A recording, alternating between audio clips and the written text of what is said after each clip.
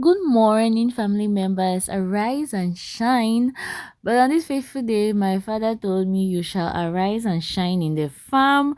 So, this is the farmer in me greeting you. So, this is my farm outfit. And I decided to take you guys along because if my dad decides to make me shine in the farm, I shall bring you guys along because you will not just be with me when things are good. Anyway, I'll be taking you guys along to the farm. Let's go and harvest corn. So, my dad packed us up, myself and my sisters, in his caterpillar in this his caterpillar vehicle, and off we went to the farm to go and harvest corn. YouTuber don't reach farm. I'm back. I don't want to talk. Let me not say I'm a friend. So I don't know. So we started harvesting the corn, and if you don't know, during the long-term holiday or the third-term holiday in Cameroon is generally the period for corn. So most people do plant corn, so you tend to eat corn in all its forms. So after plucking the corn from its stem, we tend to gather them at one particular area where we peel off the skin of the corn, just because we don't want to carry it to the house like that. That skin brings a lot of mosquitoes around. We are in the rainy season in Cameroon, and he decided to do what he knows how to do best by falling on us. And as you can see, my sister has a wrapper on her head. I have my bonnet, and my Ajabota sister there has an umbrella. As in farm, who comes to the farm with an umbrella? That my sister. She has even come to the farm with a kitchen chair. As in, what my sister cannot do in the farm does not exist.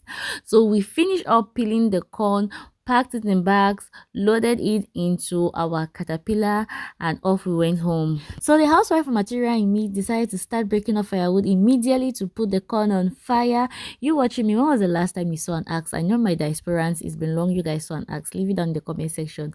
So I lit up a fire and started boiling the corn. So what we do is we boil the corn without taking it out from the comb yet. This is a trick I learned from my mom. So when the corn is ready, we take it out and put the beans on the fire to start boiling. And while the beans is boiling, we are then taking out the corn from the comb. Does that make sense? As in fast cooking, that's what we do. And today I was cooking the dish of the season, corn chaff. This is like the rainy season food, and the water you see me pouring into the food is the water that was used to boil the corn. There is this myth that says that that's where all the sweetness of the corn lies, so you cannot throw that water. As in, it is a crime punishable by Food and Nutrition to throw that water away, because all the sweetness and nutrients is there. But anyway, I started cooking my corn chaff, putting all the spices. In my house, we grind all our spices and keep in the fridge before anyone starts cooking anything. It's way easier, so you don't start thinking and stressing of grinding spices. So if you come to my house and you see butter containers in the fridge, chocolate containers, mayonnaise, whatever, please don't get excited. You just open it and see bush pepper, ginger, garlic, all kinds of spices. But it makes cooking way easier and it saves time. We're all about saving time because nobody wants to stay in the kitchen for that long. Like, we all have lives outside of the kitchen. But yeah, started off cooking my corn chaff, and then, family members, this is me adding some corn flour into the corn chaff because fresh corn chaff is always so watery, and I don't like my corn chaff so watery. So we discovered a technique in my house. Can you see the consistency of that corn chaff? You add a little bit of corn flour to just thicken it up a little bit, and family members, it is superb. So I dished some out into the flask when it was ready because I had to go and visit a friend. So on to the remainder part of the corn. I used it to cook cookie corn the following day because the baby girl was just so tired that day after the farm and the cooking of corn chaff and all of that. So I scratched the corn, as in took it out from the corn and grind it and put it in the fridge to preserve its sweetness, because we know when corn sleeps it loses its sweetness. So that was what I did. So the next day I just woke up and started off mixing, mixed, added my cocoa leaves, mixed, and when it was ready I started off tying it. So I hope you have learned something. If you're too tired and you have fresh corn at home and you want to use it to cook the following day, take it out, grind it, and store it in the freezer, and the next day you cook it, it is still sweet like it was harvested on that same day. If at this point you're watching me and you haven't subscribed, please, why now? Please go ahead to hit that subscribe button. Thank you, and I'm grateful. I love you back. Mwah. Corn can be eaten in so many forms. What's your favorite form of eating corn? Leave it down in the comment section. Let's explore the diversity of corn. And oh, FYI, maize is what we call here in Cameroon corn. And family members rain started off again, doing what it knows how to do best. I mean, it's a season, right? So while that was boiling on fire, I started off roasting corn. This is another form of eating corn. And family members, I really am not a fan of roasted corn like that. The whole of this rainy season or this corn season, this is the first and only time I ate roasted corn because I'm really not a fan of roasted corn like that. So I was just helping my sisters out here to roast their corn for them because they did not just want to get wet. So while I was roasting it, that's how I started eating just this one corn, and after that was about it. So I helped them out, I roasted it and went and gave them. So if you're a lover of roasted corn, let me know down in the comment section. So this is a typical African kitchen, what we in Cameroon call three-stone fireside, and people claim that the food you cook on the three-stone fireside has a different taste to the one you cook on the gas cooker. So let me know down in the comment section if you think it's true or it's a myth. So after housewife was done with her kitchen, she stepped out with her husband to run some errands. So here we are at Down Beach, and family members, that small rain that fell in my area as in sha. On reaching Down Beach, fam, it was flooded. So my dad and I, who I called my husband earlier, were like, what? When did this rain fall? If Okada fit pass, I could pass. Me, I'm higher. I wash my motor there. Is instead dating your car or you're washing your car? I'm washing my car. This Down Beach area needs a serious proper drainage system because any rain that falls, the slightest rain that falls, this place is just flooded because there is no proper channel for the water to pass. So it's just standing. Ah. Big man said, I hope I'm getting it right.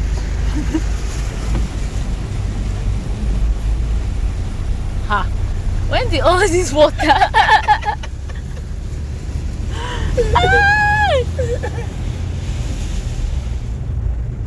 Ha! That bike man come and pass.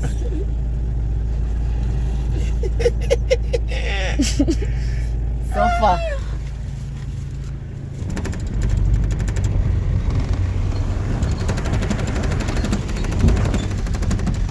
After that, I rushed off to Boya to do something, and upon coming back, my chauffeur for the day decided to pass this Tole road, or what some people will call the Sassy road and others will call the backside road, like whichever one you choose.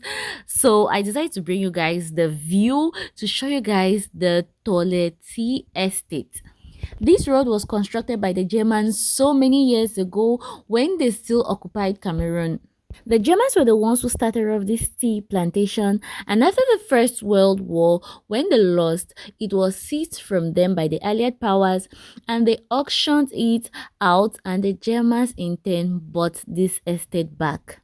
And after the Second World War, when they lost again, the Allied powers now collected this property from them and did not auction it this time around, but gave it back to the colonies for them to manage it themselves. So the Cameroon government now created a body called the CDC, which means Cameroon Development Corporation, to help the country manage this particular property. So it belonged to the government up until 2002 when it was privatized. So the government put it up for sale for anybody who is interested to buy it. And then our Dangote of Cameroon, Alhaji what? Can I hear somebody scream his name in the comment section? Alhaji something. He's the one who bought this property and who is now the current owner of the Tole Tea Estate. Leave down the name of the person in the comment section if you know. If you're a Cameroonian who knows his full name, leave it down in the comment section. I think this is some sort of, in short, maybe it's a giveaway I'll give to the person who gets the name right. Okay, this is St. Joseph's College Sase. This is the entrance of the popular Sase. So if you're someone watching me, I'm saying hi. So the Germans build up camps around this area for their workers to stay there, so it's easier for them to leave their houses and come to work in the plantation every day. This plantation is massive. It covers hectares upon hectares of land, and we cannot say exactly how many hectares hectares of land it is in total, because in the course of privatization, there was a little bit of gra or what we call shaking. There's a little bit of misunderstanding between the government and the person who bought the land, so we just cannot say exactly how many meters or hectares of land was issued to the person. So regardless, each harvesting produces thousands of bags of tea. The tea is organically grown, processed and put into packs containing 25 tea bags, and each tea bag is 2 grams. Now, one tea bag of Tole tea is full with antioxidants and about 26% of your recommended daily dose of vitamin C. It provides you with healthy living but yet a great taste.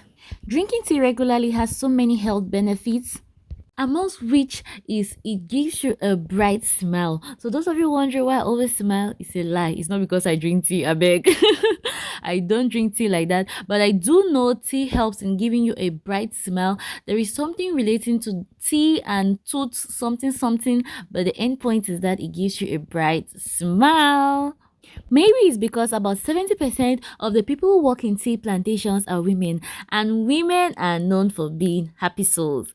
Anyway, enough of the tea. If you're watching me at this point and you haven't subscribed, please, don't you want to join the smiling committee? Please make sure you subscribe. Give this video a thumbs up, please. It helps me, it helps the channel, it helps all of us. It's absolutely free of charge. Nobody is going to charge you a franc. So please subscribe and turn on your notification bell. I don't want to hear, Carol, I've not been seeing your videos of late. Have you not been uploading?